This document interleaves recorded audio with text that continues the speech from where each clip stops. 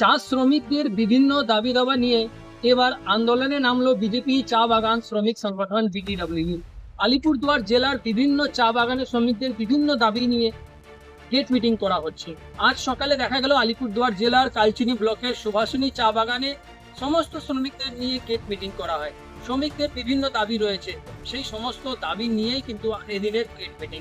শ্রমিক সংগঠনের নেতৃত্বরা জানান, আগে কিন্তু চা শ্রমিকদের সমস্ত সুযোগ সুবিধা দেওয়া হতো, শ্রমিকদের জ্বালানি দেওয়া হতো, শ্রমিকদের বাড়ি রিপেয়ার করে দেওয়া হতো, শ্রমিকদের মেডিকেল ফ্যাসিলিটি পাওয়া যেত।